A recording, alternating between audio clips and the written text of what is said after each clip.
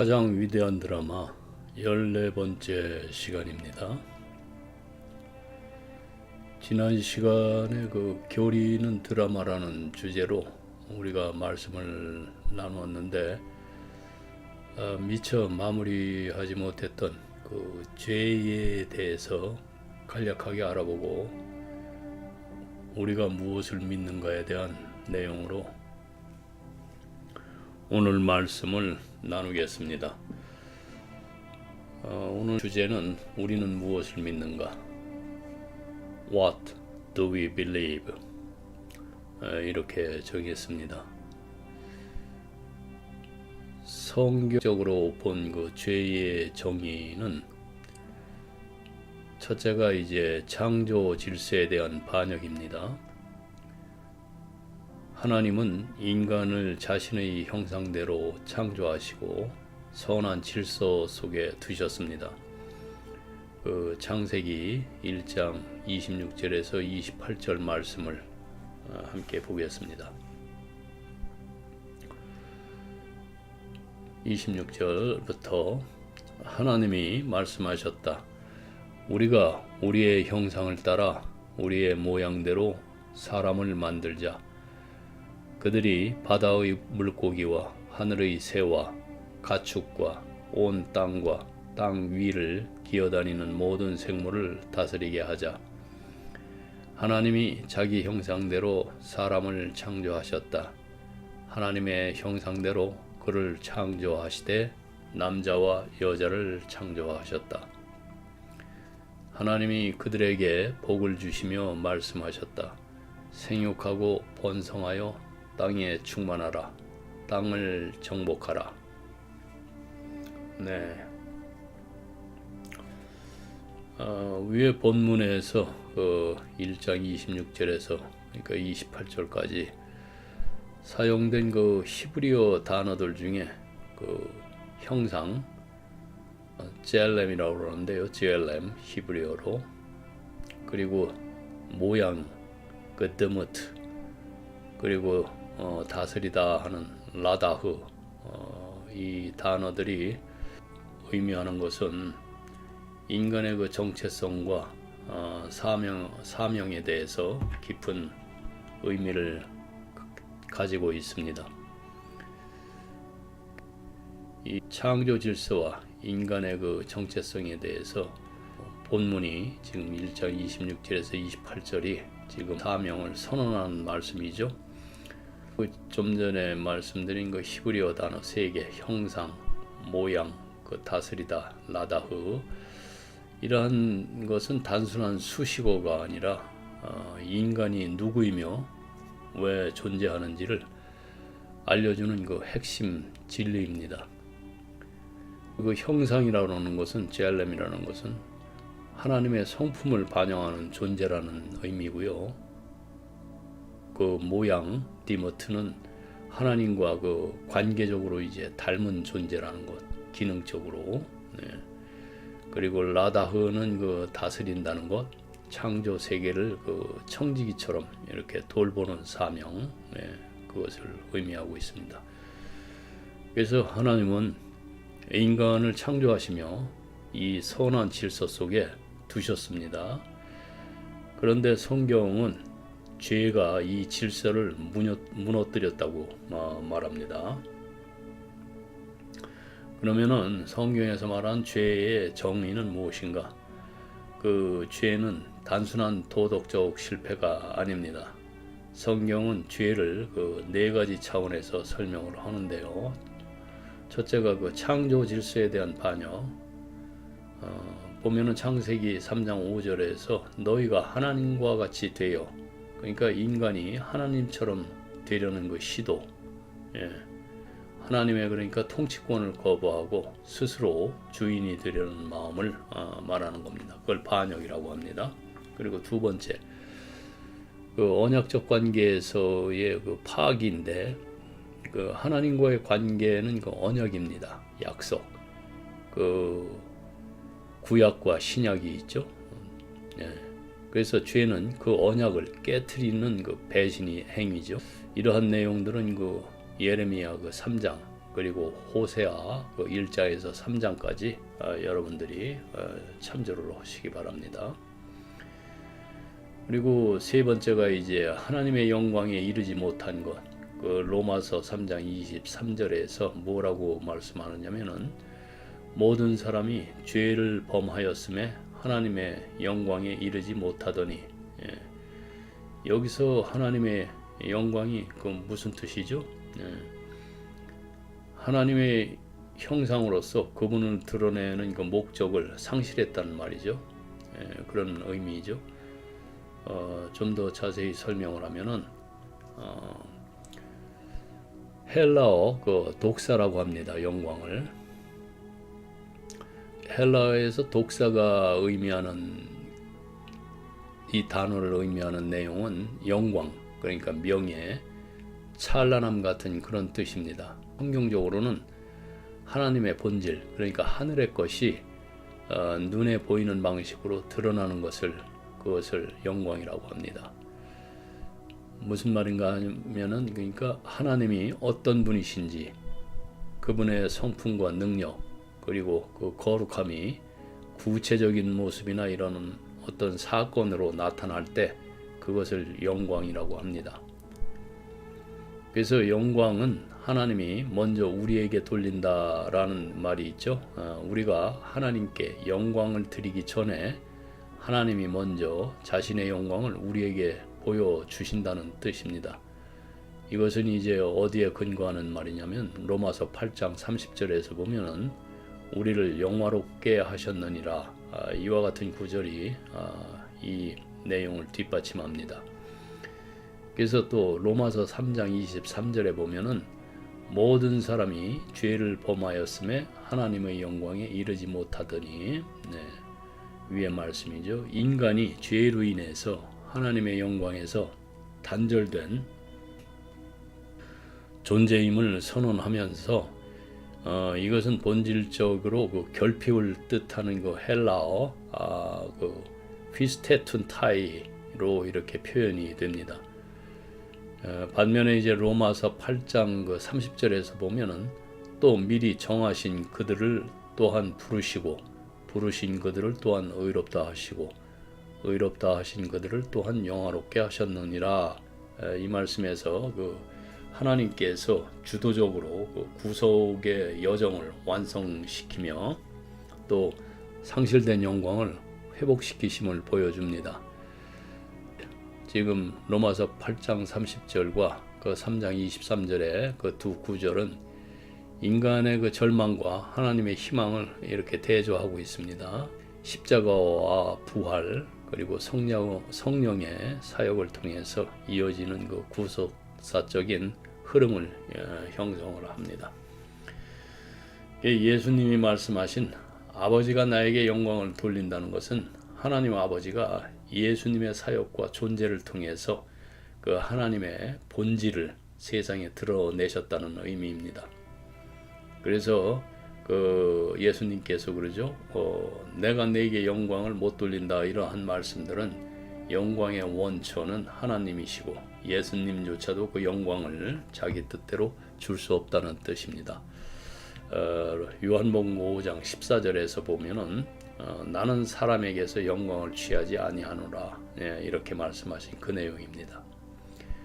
그래서 쉽게 좀 비유를 하면은 마치 태양이 스스로 빛을 내고 그 빛을 우리에게 비추듯, 그러니까 달이 이렇게 달에게 태양이 비추면 달이 또 빛을 우리에게 반사를 시키죠. 그러니까 우리는 하나님의 영광을 반사하는 달과 같은 존재죠. 그래서 하나님의 영광도 하나님이 먼저 우리에게 비춰 주시는 것입니다.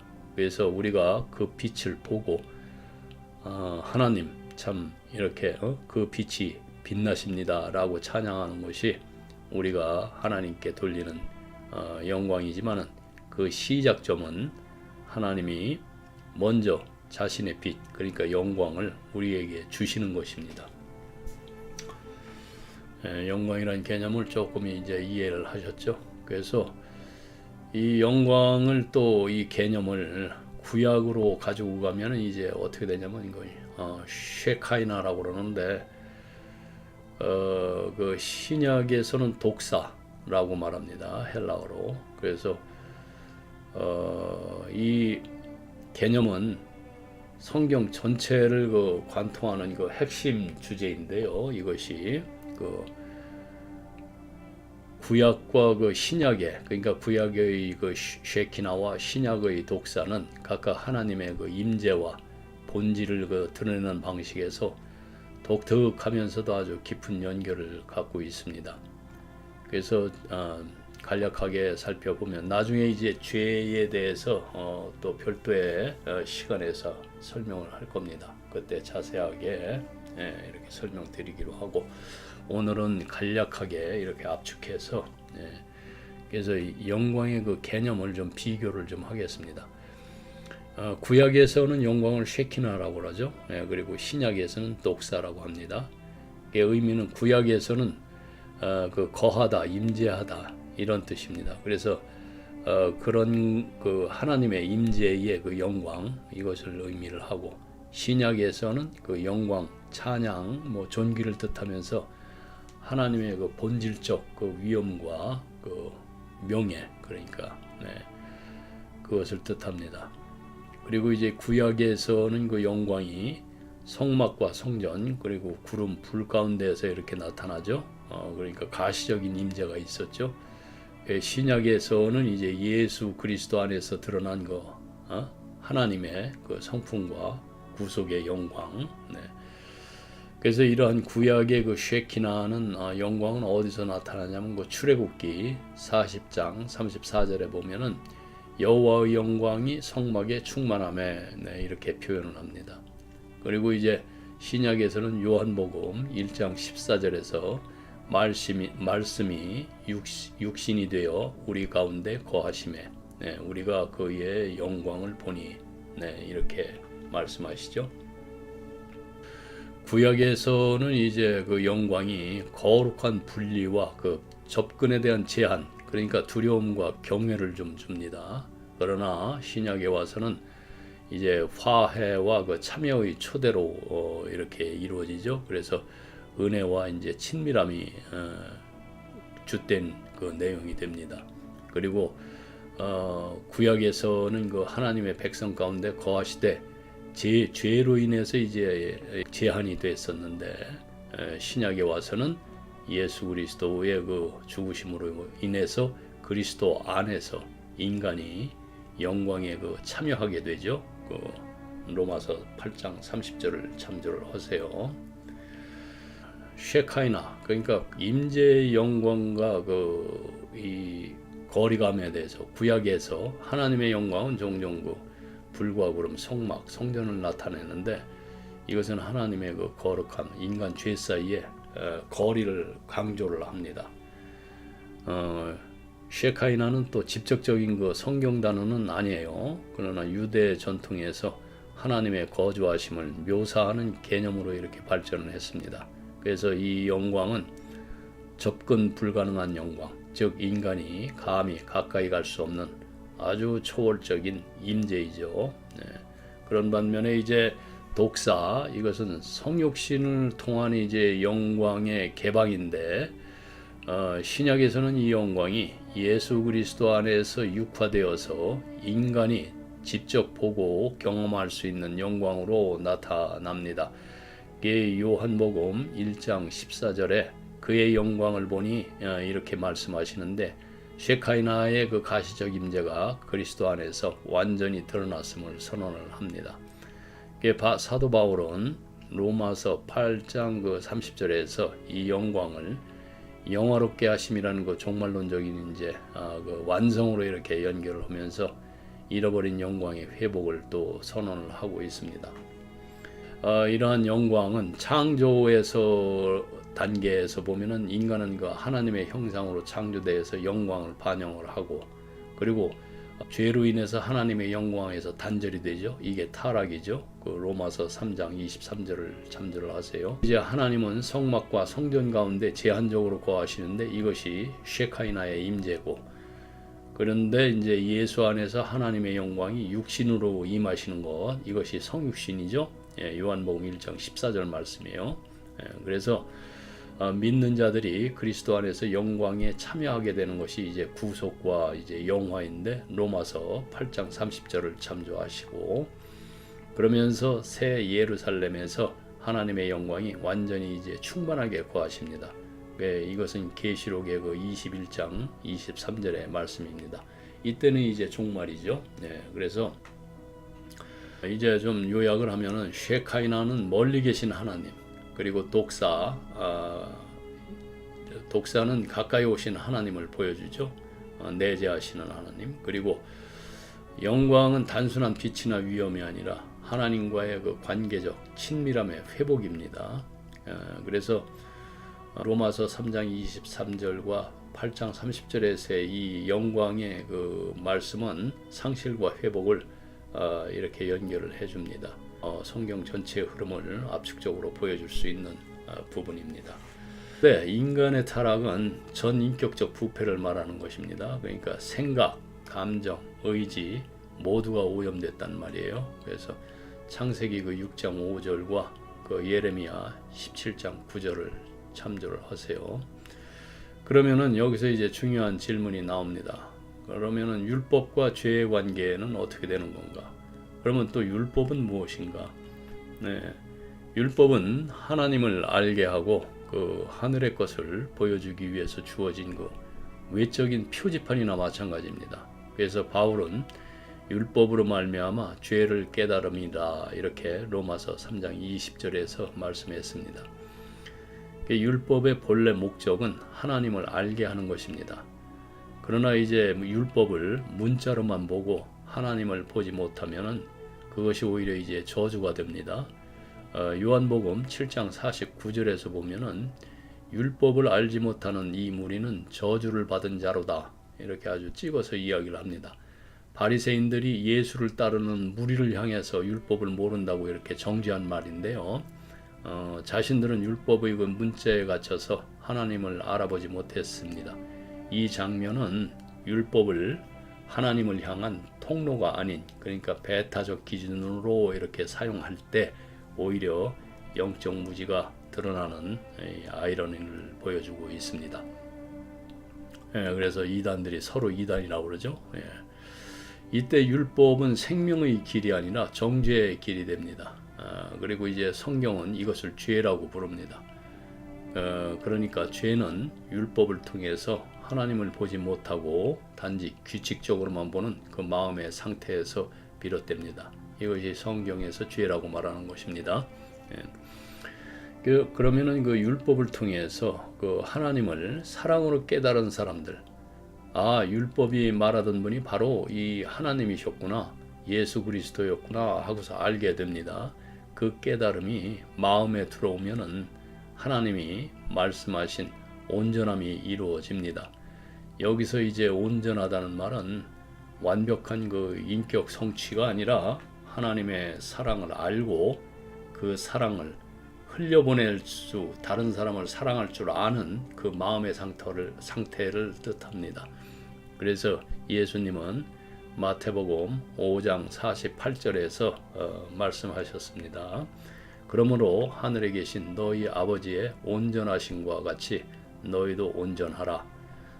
이 온전함은 그 사랑의 흐름입니다. 그래서 율법이 사랑으로 내 안에 자리 잡을 때 나는 그 사랑을 구제와 섬김 또 나눔의 삶으로 이렇게 나타내게 됩니다. 그게 열매 맺는 삶이죠. 지금 우리가 기도로고 인생 뒤집기라는 그 이제 기도 공부를, 그 사랑 공부를 하고 있는데 바로 이 부분과 연계되는 부분이죠. 그리고 예수님은 그 사랑을 이제 실천할 때 사람에게 보이려고 하지 말라고 하십니다. 마태복음 6장 1절 말씀이죠. 그래서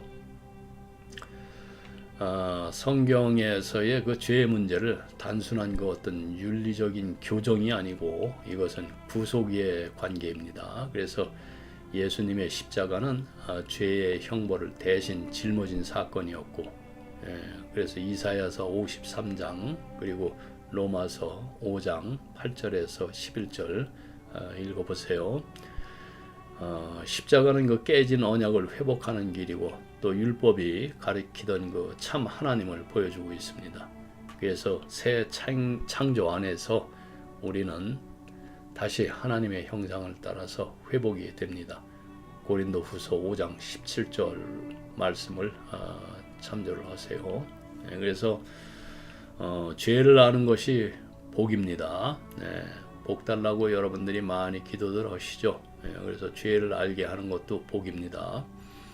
그래서 성경적으로 보면은 죄를 안다는 것은 단순히 그 잘못을 인정하는 것이 아니라 하나님을 아는 과정입니다. 그래서 율법을 통해 죄를 깨닫고 그 깨달음을 사랑으로 받아들일 때 우리는 온전함에 이릅니다. 그 온전함은 완벽함이 아니라 하나님의 사랑이 흘러나오는 상태, 그것을 말합니다. 그래서 믿지 않는 분들에게 물어보십시오. 이러한 신앙으로 세례를 받으시겠느냐고, 이렇게 물어봐야 되는 겁니다. 그래서 어찌 보면은 그 많은 소설이나 연극에서 그 평범한 기독교인은 흔히 그 크리스찬이 가지고 있는 7가지 그 미덕을 실천하는 모습으로 그려지는데요. 이로 인해서 세상은 그 기독교인을 도덕적이고 그 선량하지만 다소 그 평범하고 예측 그 가능한 사람으로 인식하게 됩니다. 그러나 실제로 우리는 그리스도를 온전히 그리고 올바른 마음으로 따르지 못하는 경우가 참 많습니다. 그 7가지 그 미덕이라고 그러는 것이 좀 말씀을 드리면은 첫째가 이제 믿음이죠. 그 하나님과 약속을 신뢰하는 마음이죠. 그리고 그 환경과 감정이 변해도 하나님을 붙드는 힘. 그래서 히브리서 11장 1절에서 보면은 그 믿음은 바라는 것들의 실상이요 보이지 않는 것들의 증거니, 여러분들이 잘 아시는 그 구절이죠. 그리고 두 번째가 이제 소망이죠. 우리 하나님의 그 구원과 영원한 생명을 기대하는 마음이죠. 그래서 절망 속에서도 하나님의 약속을 바라보는 시선. 그 로마서 이제 15장 13절에서 보면은 소망의 하나님이 소망이 넘치게 하시기를 원하노라, 이렇게 사도 바울이 말씀합니다. 그리고 그 사랑, 그 charity, 아가페적인 사랑이죠. 그 하나님과 이웃을 향한 그 무조건적인 사랑. 말보다도 행동, 조건 없는 섬김. 그래서 고린도전서 그 13장 13절에서 그 중에 제일은 사랑이라, 이렇게 말하죠. 그리고 이제 지혜가 있습니다. prudence, 신중함. 그러니까 위의 세 개는 이제 하나님과의 관계적인 어떤 그 우리의 미덕입니다. 그렇게 보면 이제 4번부터는 우리 이제 인간 중심의 그러한 이제 미덕들이 되는데요. 그러니까 하나님 말씀에 따라서 옳고 그름을 분별하고 그 선택하는 능력을 지혜라고 합니다. 그래서 잠언 3장 5절에서 6절까지 보면은 스스로 지혜롭게 여기지 말라, 그리하면 내 길을 지도하시리라, 이러한 말씀이 있어요. 그래서 꼭 찾아보시고 참고하세요. 그리고 또 의로움이 있죠. 하나님의 그 앞에서 그리고 사람 앞에서 정직하고 아주 공평한 태도. 그 미가서 6장 8절에 보면은 정의를 행하며 인자를 사랑하며, 이렇게 이야기를 합니다. 그리고 절제, 그 temperance, 욕심과 그 충동을 제어하고 하나님 뜻에 맞게 그 행동하는 그 훈련이 필요하죠. 그래서 갈라디아서 5장 그 23절에서 보면은 온유와 절제라, 이런 것을 금지할 법이 없다, 그렇게 권유를 합니다. 그리고 이제 7번째가 용기인데, 그 fortitude, 그러니까 어려움과 그 유혹 속에서도 믿음을 지키는 힘. 그래.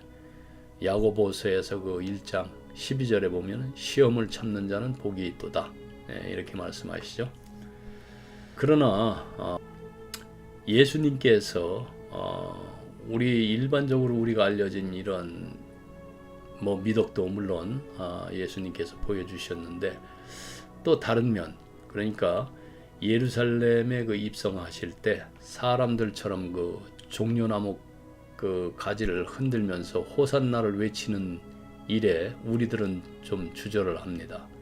그리고 누군가를 불쾌하게 하거나 경제 활동을 그 방해할까 두려워서 성전에서 그 장사꾼들을 그 내쫓으신 예수님의 행동을 그 본받을 엄두를 내지 못합니다. 그리고 그 안식일 준수나 또 세금 문제와 같은 그 복잡하고 좀 민감한 주제에 대해서는 깊이 생각하고 질문하기를 또 피합니다. 또한 그 선생님 발치에 앉아서 배우고 질문하는 일에 열심을 내지도 않습니다. 이것이 우리의 현실입니다. 그래서 예수님께서 그 불의한 재물로 또 친구를 사귀라는 그 도전적인 말씀이나 아니면 평화를 주러 온 것이 아니라 칼을 주러 왔다, 이런 충격적인 발언은 그저 불편하다고 느껴서 대체로 그냥 빨리빨리 지나쳐 버립니다. 그 세리와 죄인들과 그 식탁을 함께 하면서, 지금으로 말하면 이제 홈리스들이죠. 냄새 무척 납니다.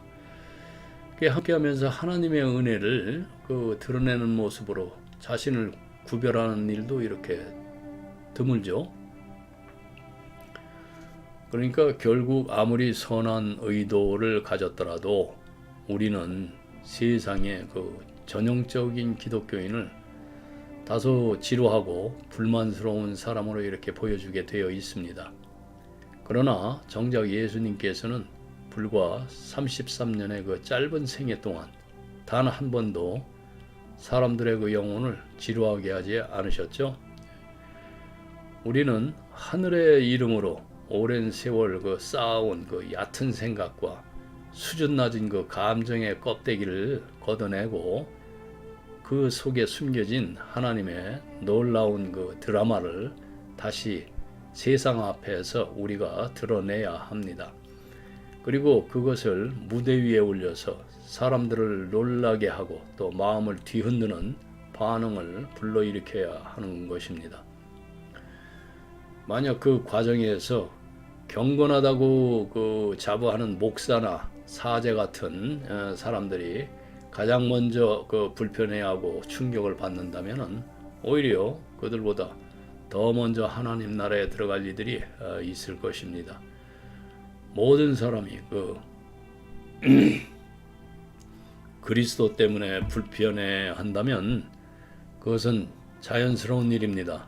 그러나 문제는 사람들이 불편해하는 이유가 그리스도 자신이 아니라 우리가 만든 그 왜곡된 모습 때문이라는 것이죠.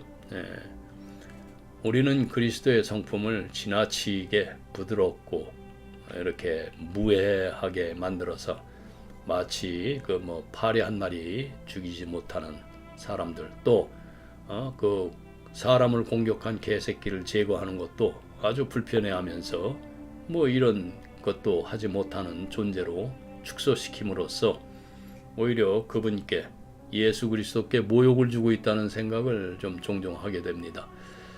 그러나 교회의 사명은 세상 사람들에게 맞춰서 그리스도를 바꾸는 것이 아니라 사람들을 그리스도께로 맞추는 것입니다.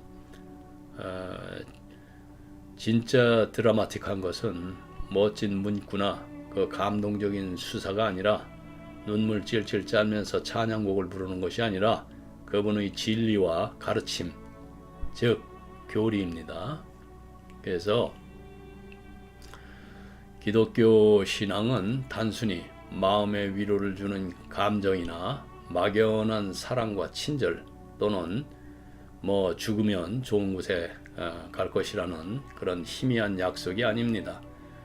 우리가 믿는 것은 훨씬 더 놀랍고 대담한 사실들입니다. 세상을 만든 하나님이 실제로 사람이 되어서 이 땅에서 살았고 또 죽음을 경험했고 무덤을 또 지나서 부활하셨다는 것입니다. 그 부활의 생명이 연합되어 있는 여러분과 지금 함께 있는 겁니다. 여러분들은 부활의 생명체예요. 이 이야기를 들은 사람은 믿지 않을 수도 있죠. 그러나 적어도 그럴 만한 가치가 있는 이야기다라는 생각은 아마도 믿지 않는 자들도 하게 될 것입니다. 그래서 오늘 내용을 좀 압축을 하면은, 오늘 우리는 창조의 형상으로 그 부름받은 존재라는 것, 그 부르심 속에서 율법은 하나님을 보여주는 길이고, 또 죄는 그 하나님을 보지 못하게 하는 눈가리개입니다. 그래서 예수 안에서 눈이 열릴 때 우리는 율법이 가르치던 그분을 만나고 또 그 사랑을 흘려보내는 온전한 자로 살아가게 되며 또 그렇게 살아야 하는 것입니다. 네, 오늘은 여기까지 하겠습니다. 기도하겠습니다.